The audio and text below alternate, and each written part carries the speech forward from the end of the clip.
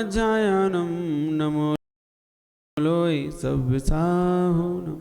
जय बोलिए परम पूज्य आचार्य गुरुवर श्री पद्मनंद स्वामी महामंडराज की, परम पूज्य आचार्य गुरुवर श्री विराकेश सागर गुरुदेव की, परम पूज्य आचार्य गुरु श्री विनम्र सागर गुरुदेव की, द्वादशांग जिनवाणी माता की।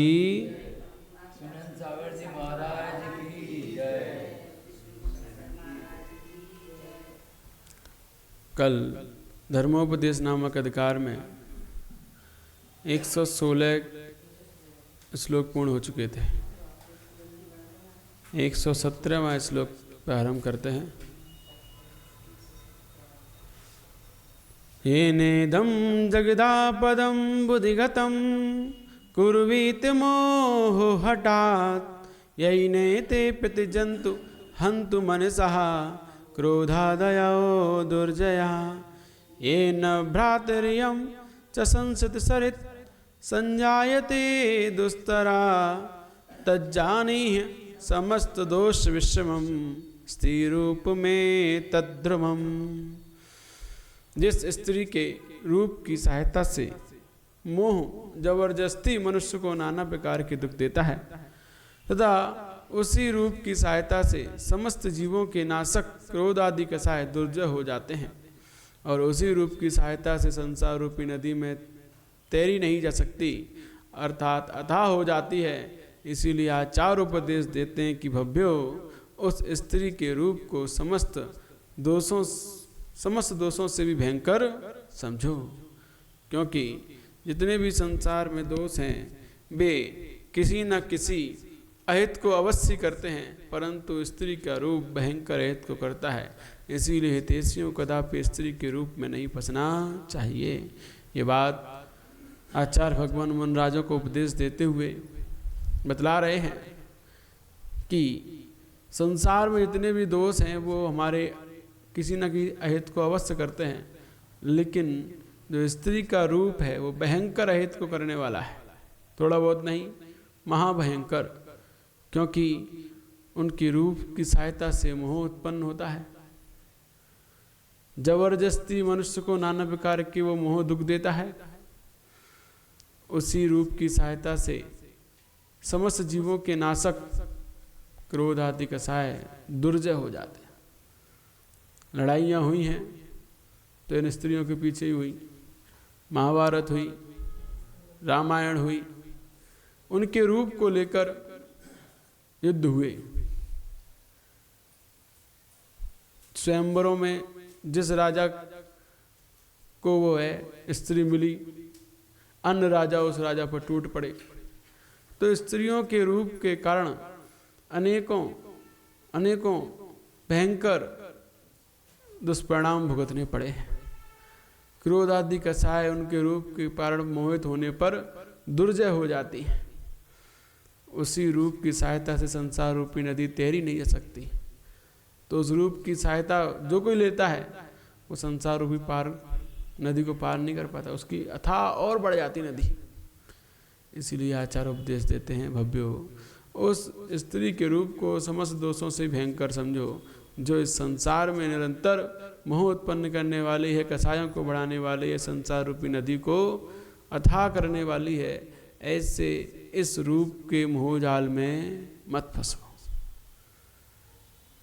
क्योंकि यह रूप का मोहजाल आपको एक भव में नहीं अनेकों भव में भटकाने वाला है, पद से भ्रष्ट करने वाला है, चित करने वाला है और अपकीर्ति फैलाने वाला है।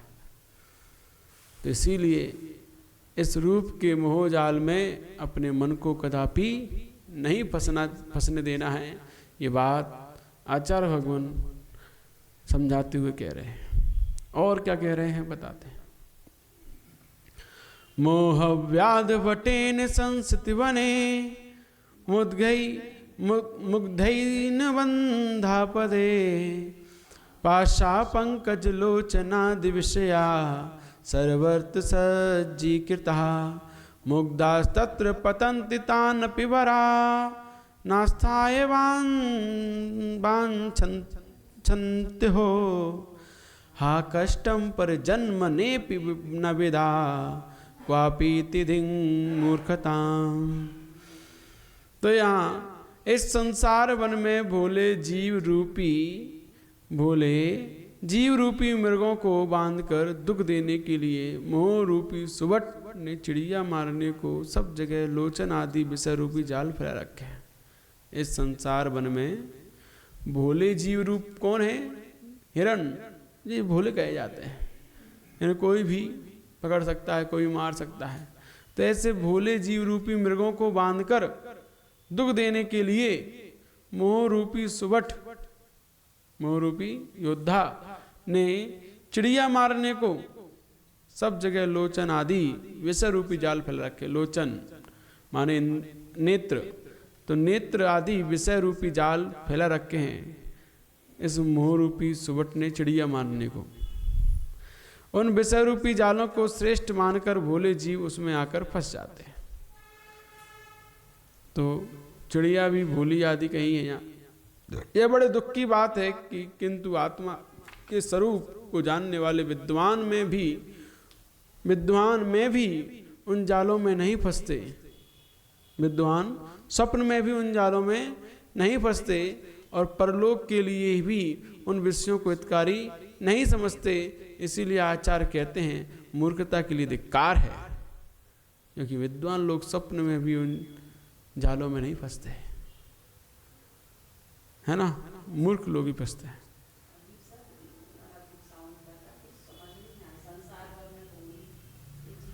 आगे भावार्थ समझो। देखो, जिस प्रकार चिड़िया मार कुछ चावल आदि डालकर वन में जाल बिछा देते हैं, है ना। चिड़िया मार होते हैं ना, उसमें चावल के लोलूपी नाना प्रकार के कबूतर आदि पक्षी फंस जाते हैं। उसी प्रकार संसार में मोह के उदय से मुग्ध पुरुष विषयों में प्रवृत्त हो जाते हैं तथा नाना प्रकार के दुखों को भोगते हैं। किंतु बुद्धिमान पुरुष विषयों के दुखों को जानकर विषयों में नहीं फंसते हैं तथा उन विषयों की आकांक्षा भी नहीं करते, इसलिए सदा सुखी रहते हैं। अतः विद्वानों की विषयों की तरफ कदापि रुचि नहीं होना चाहिए। ये बात इसमें बतलाई जा रही है। इसमें जो कहा गया है कि संसार वन में जो भोले प्राणी होते हैं, एक भोले एक भूले, एक भोले और भूले, तो यहाँ पर उन भूले लोगों की बात कही गई है जो मूर्ख हैं, जो इंद्रिय विषयों में प्रवृत्त हो जाते हैं, जो चिड़िया मार चावल फैलाकर जाल बिछाकर चिड़ियों को पकड़ने के लिए तैयारी करता है।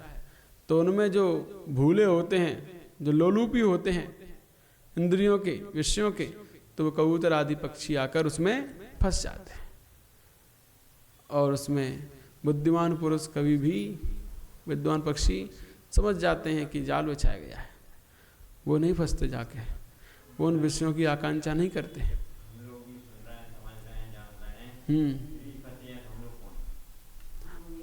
कबूतरी हो,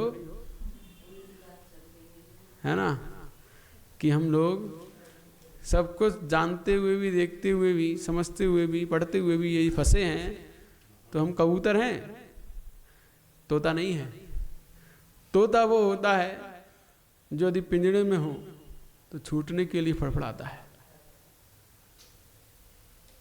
पिंजड़े सोने का हो तो भी उसे नहीं पाता है। उसका मालिक उसे बढ़िया बढ़िया हरी मिर्चें, बढ़िया बढ़िया फल खिलाता है, फिर भी वो नहीं खाता है और इंतजार करता है ये कब पिंजरा खुला मिले, कब उड़ जाऊं, कब निकल जाऊं। वो तोता होता है। तो जैसे ही उसे पिंजरा खुला मिलता है, वो उड़ के बाहर पहुंच जाता है डाली पर। मालिक देखता है, अरे वो उड़ गया, उसे बुलाता है, दिखाता है बहुत सारे मीठे मीठे फल दिखाता है, लेकिन तोता उसके भ्रमजाल में फंसने वाला नहीं होता है, उसे आज़ाद होना है, तोता होता है। कबूतर जहाँ रोज़ दाना मिलता है वहाँ वह अपने आप दौड़ कर आता है। उसे उड़ा दिया जाए, जा उड़ जा, उड़ जाने के बाद भी फिर लौट के वहीं आ जाता है। ऐसे हम लोग हैं कि जाओ, चले जाओ बाहर, घर से बाहर आ गए, लौट फिर के फिर वहीं पहुंच जाएंगे। हम कबूतर बने फिर रहे। तोता बनो कि एक बार निकल गए तो पीछे मुड़ के मत देखो। तोता वो होता है जो सदैव अपनी आज़ादी के लिए तड़पता है। कबूतर अपनी आज़ादी खोकर मस्त रहता है। अपनी आज़ादी खोकर वह उस जाल के पिंजड़े में, लोहे के जाल के पिंजड़े में, उस गंदे पिंजड़े में जिसको कोई कभी सफाई नहीं होती, उसमें कबूतर आसक्त रहता है। और वो सोने के पिंजड़े जो रोज़ धुलता है, और उसमें वो तोता उड़ना चाहता है।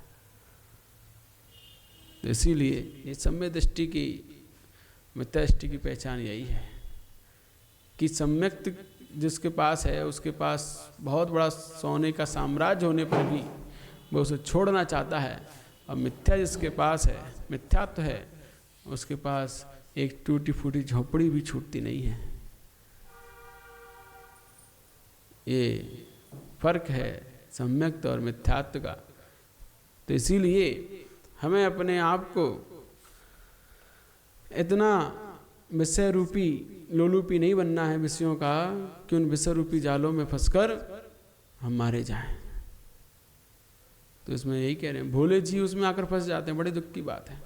ये भोले नहीं है, ये भूले जीव है कि जो इंद्रिय विषयों में इतने आसक्त हैं कि अपने आत्मा के स्वरूप को भूल बैठे हैं। और जो आत्मा के स्वरूप को जानने वाले विद्वान हैं, उन जालों में नहीं फंसते हैं और परलोक के लिए भी उन विषयों को हितकारी नहीं समझते हैं। इसीलिए वह भूल, वह मूर्खता पर आचार्य धिक्कार करते हैं।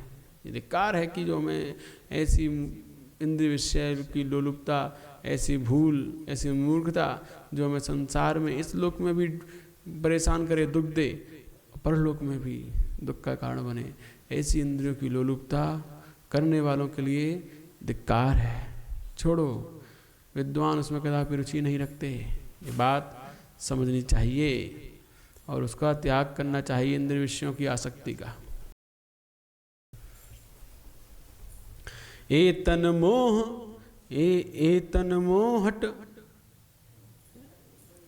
एतन मोहन हटक एतन मोह ठक प्रयोग विहित भ्रांति ब्रह्म चक्षुषा पश्यत्येष जनो समंजस मसत् बुद्धिर्दुभं व्यापदे अप्येतान् विषयान् ननन्त नरक क्लेश प्रधान स्थिरान् यच्छस्व सुख सागरानिव सतस चेता प्रियान मन्यते।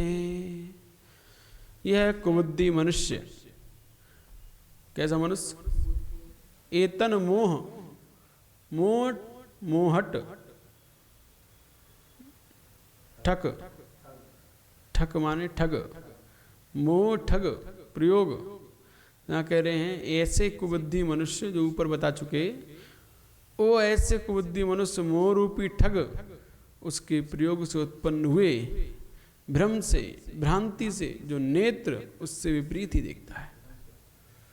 तो मोह रूपी ठग के कारण से जो हमारे अंतरंग में उत्पन्न हो रहा है भ्रम, उस भ्रम से भ्रांत होकर जो हमेशा विपरीत दिखाई देता है, समझाने पर भी समझ में नहीं आती, विपरीत ही सुहाता है, निज नहीं भाता है।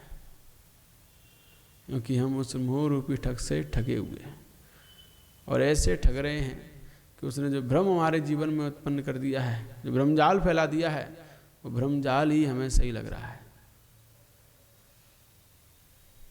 ये कुबुद्धि है हमारी, ये है कुबुद्धि मनुष्य।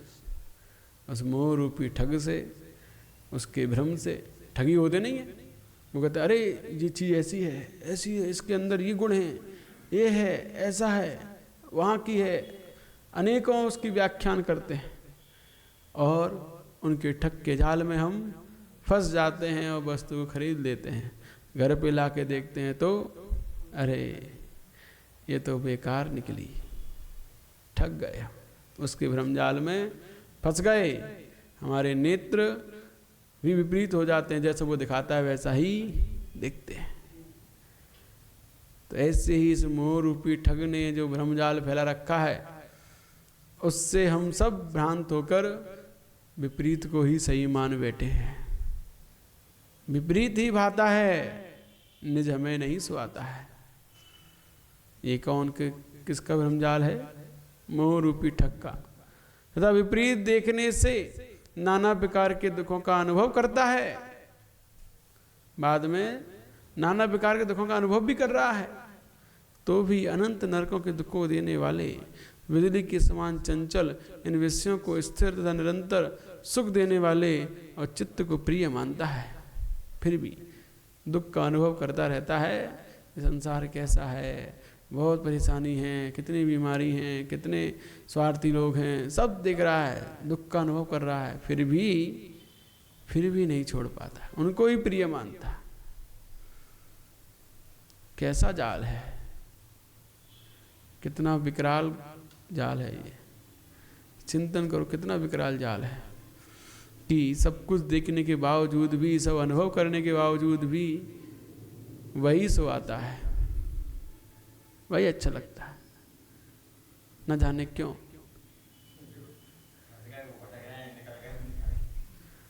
अरे न जाने क्यों हम अपने आप को फंसे हुए समझ रहे हैं, न जाने क्यों। कोई जीव फंसा हुआ नहीं है, हम स्वयं को फंसाए बैठे हैं, फंसे हुए नहीं हैं, समझ रहे हैं फंसा हुआ। यही तो भ्रम है, यही भ्रम है कि हम अपने आप को फंसा हुआ समझ रहे हैं। ऐसे भी बहुत से लोग हैं जिन्हें अपना आत्म कल्याण प्यारा था, तो गर्भ में स्थित बालक को राज तिलक किया और जे चल दी वन की ओर। सुकौशल मुनराज जब तक वो बैठ तो गए गद्दी पर पिता की, लेकिन मन में उथल पुथल थी, कब मुक्ति मिलेगी। और प्रतिज्ञा थी, जिस दिन मैं अपने पुत्र का मुख देखूंगा पता चलेगा, उसी दिन मैं राज छोड़कर वन की ओर विहार कर जाऊंगा। तो रानी ने बहुत छिपाया, पता ना चले इन्हें, लेकिन छिप कहाँ पाता है। जैसे ही पता चला कि रानी की पुत्र में, वो कोख में पुत्र है, वहीं राज तिलक किया, सब त्याग किया और जे चल दी वन की ओर। कहो हम फंसे हुए, बताओ। अभी तो बालक पैदा भी नहीं हुआ है, उसकी जिम्मेदारी, पालन पोषण की जिम्मेदारी, ये वो बहुत कुछ। कहो फंसे हुए थे वो, हम खुद फंसाए हुए हैं अपने आप को, कह रहे हैं हम फंस गए। इस मोह रूपी ठग के द्वारा ठगे जा रहे हैं और कह रहे हैं हम फंस गए। पढ़ो कथानक उन महापुरुषों के, जिन्होंने अपने जीवन में कहीं पीछे मुड़ के नहीं देखा। गज कुमार मुनि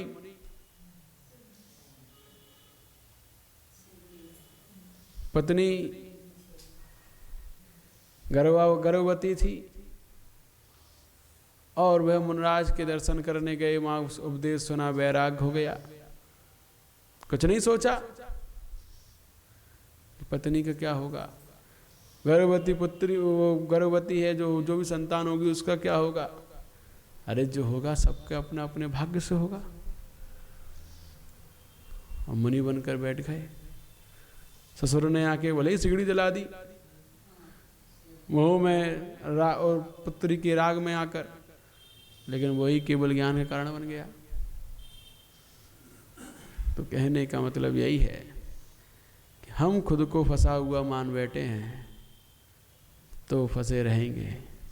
अब खुद को जब हम आज़ाद मान लेते हैं कि मुझे कोई रोकने वाला नहीं है, तो अपने आप निकल जाते हैं। हमने ही खंभा पकड़ रखा है और कह रहे हम बंधे हुए हैं। अरे छोड़ो तो उस खंभे को, अपने आप खुल जाओगे। छोड़ना ही नहीं चाह रहे और कह रहे कि हम फंसे हुए हैं। कोई कहता है कि हम अपनी पत्नी को लेके आए, उसकी जिम्मेदारी हमारे ऊपर है, कैसे छोड़ जाएं, घर कैसे छोड़ दे। जो तो लाए थे पत्नी को, चली गई कि है ना, तो जिम्मेदारी छोड़ के आएगी, ऐसे ही आ गई। गलत किया सही किया? क्या किया बताओ, क्या किया? हाँ, सही किया गलत किया? सही किया ना। और हम बैठे रहें कि उसको कौन कैसे छोड़ के जाएं, जिसको हम लेके आए थे, उसकी जिम्मेदारी हमारे ऊपर है, कैसे छोड़ दें? तो फिर क्या होगा? हम खुद फंसे हुए हैं अपने ही विचारों से, अपने ही मोह से, और कह रहे हैं कि फंस गए हैं, अब क्या करें।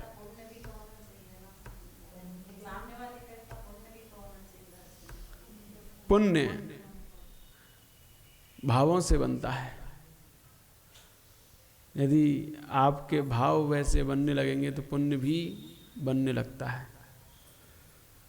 किसी किसी को पुण्य बनाना पड़ता है, कोई कोई पुण्य लेके आता है। दोनों बातें होती हैं। कोई लेके आता है, जो लेके आते हैं वो बालपने में निकल जाते हैं, और जो लेके नहीं आते वो यहाँ भावना भाते रहते हैं, वह उस भावना के बल पर अपने आप को उस ओर आगे बढ़ा लेते, उस मार्ग पर।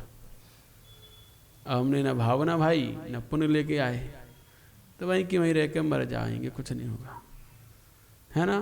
उन सबको ही प्रिय मानते रहेंगे जो अस्थिर हैं, चंचल हैं, निरंतर दुख देने वाले हैं, उन्हीं को हम प्रिय मानकर जीते रहेंगे। ये बात समझनी चाहिए। किसके कारण से? मोह रूपी ठग के भ्रमजाल के ठगे जाने से, भ्रमजाल से। ऐसे जादूगर होता है, वो अपना भ्रमजाल फैलाता है, आवरा कटावरा छू, और उसमें हम फंस जाते हैं। अरे कितना श्रेष्ठ जादूगर है, अरे ऐसा कर देता है, वैसा कर देता है, चमत्कार। सब क्या है? हाथ की सफाई, भ्रमजाल। तो ऐसा ही ये मोह ने हमारी नज़रों को भ्रमजाल में फंसाया हुआ है। जे वही दिखाता है, जो दिखाता है वही हम देखते हैं। हम अपनी बुद्धि से, अपने ज्ञान से देख नहीं पा रहे हैं, इसीलिए हम ठगे जा रहे हैं। और इन्हीं को प्रिय मान रहे हैं। जो ये जिनको मोह प्रिय बताता है, उन्हीं को प्रिय मानते हैं। कोई व्यक्ति कितना भी वृद्ध हो जाए, बूढ़ा हो जाए, उससे कहा जाए कि मंदिर जाया करो, तो कहते बनती नहीं है अब। और उसी से कह दिया जाए कि वहाँ रिश्तेदारी में कोई निपट गया है, उसका उठावनी है, तो पहुँच जाएगा। तो मोह रूपी भ्रमजाल वहाँ तो पहुँचा देगा, यहाँ नहीं पहुँचा पाएगा। वो जो दिखाएगा वही देखोगे।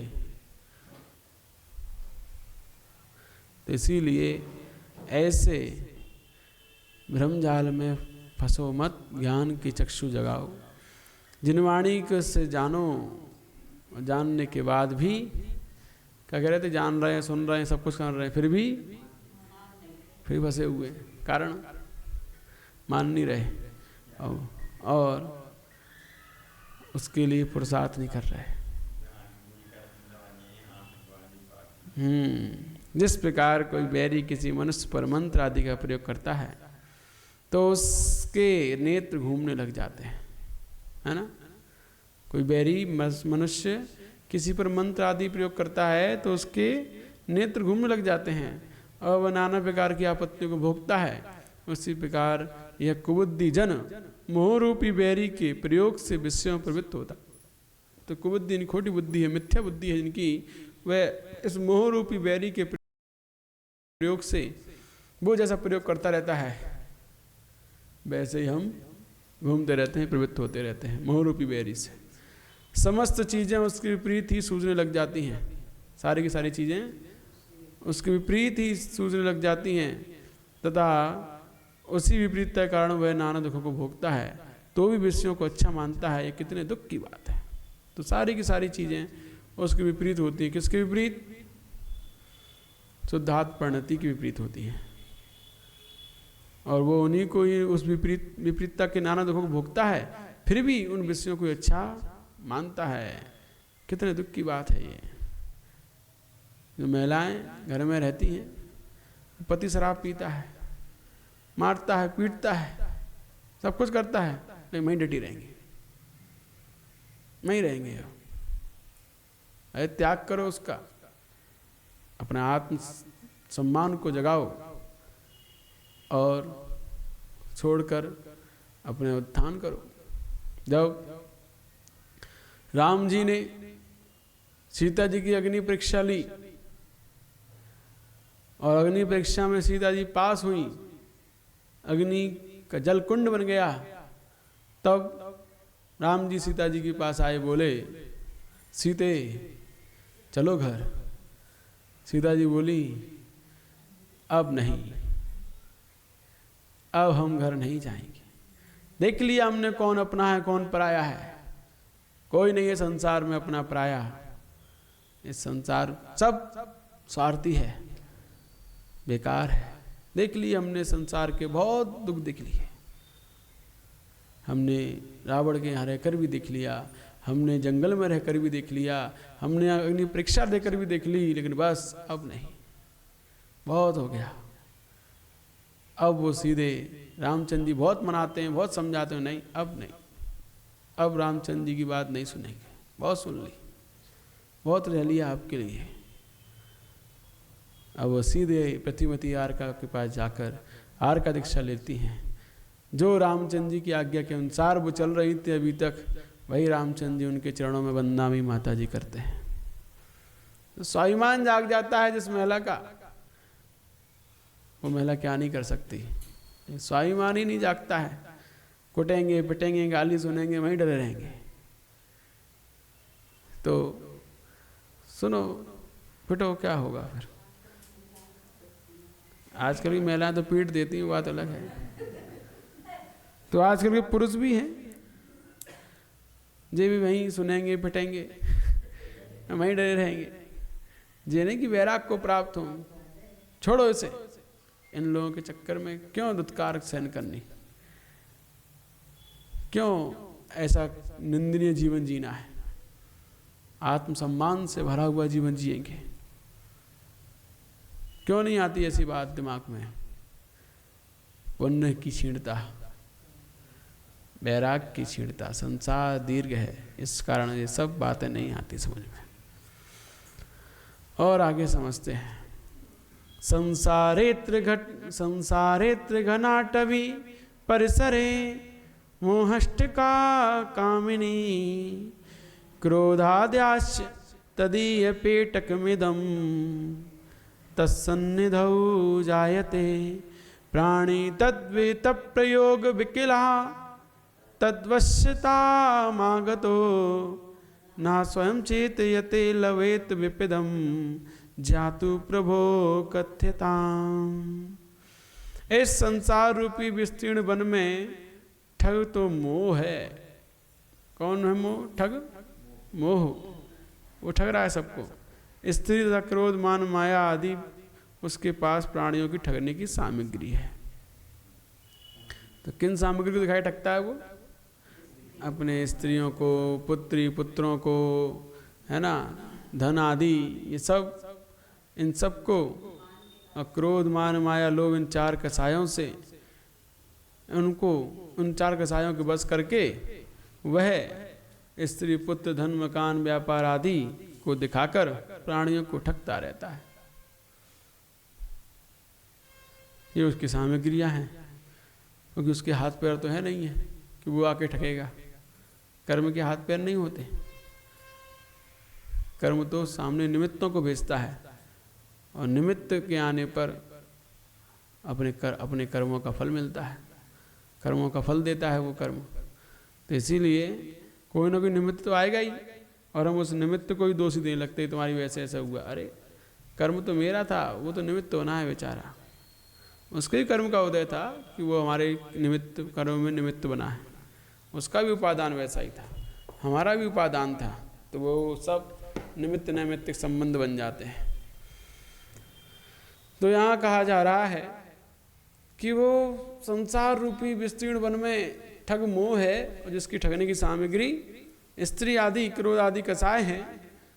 प्राणी उसके प्रयोग से विकल होकर उसके अधीन पड़े हुए हैं, अपने स्वरूप को नहीं जानते तथा नाना प्रकार की आपत्तियों को सहते हैं। इसलिए ग्रंथकार कहते हैं कि हे जीव, तुझे उस ज्ञानानंद स्वरूप आत्मा का अर्थात श्री सर्वज्ञ देव का ही आश्रय करना चाहिए, है ना। तो नाना प्रकार की आपत्तियों को अगर नहीं सहन करना है तो ज्ञानानंद स्वरूप आत्मा का और सर्वज्ञ देव का ही आश्रय करो, नहीं तो ये ठग तुम्हें ऐसा ठगेगा जिंदगी भर रोगे। जब मालूम पड़ेगी अरे यार कितने ठगे गए, पूरी जिंदगी निकल गई इसके ठग के जाल में, है ना।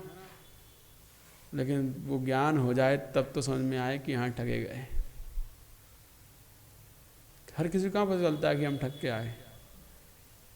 हम सोचते हम तो रत्न लेकर आए, रत्नों की दुकान पे जाते हैं लेने, पुखराज, माणिक, पन्ना, नीलम, मूंगा आदि आदि रत्न लेने पहुँचे। हम सोच रहे हम रत्न लेके आए, सामने जो हरी आता है वो बताता है का पत्थर उठा लाए, तो हम तो सोच रहे थे कि हम रत्न लेके आए।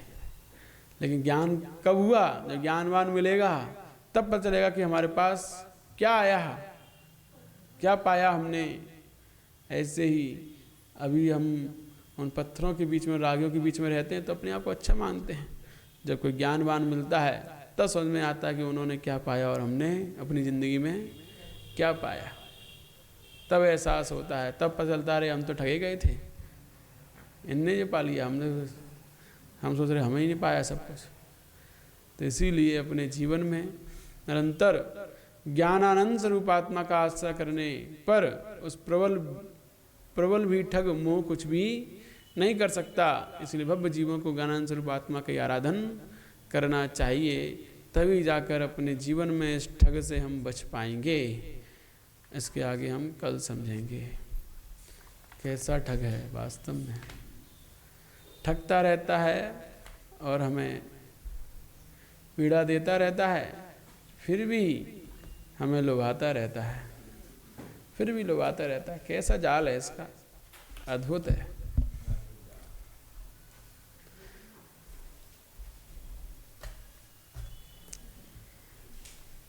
चलिए अब आगे दूसरा ग्रंथ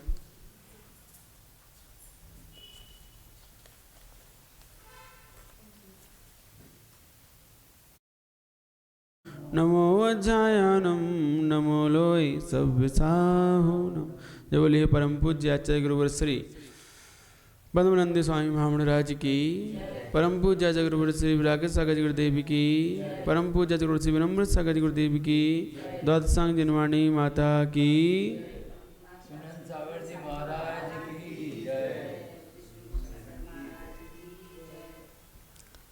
कल धर्मोपदेश नामक अधिकार में 100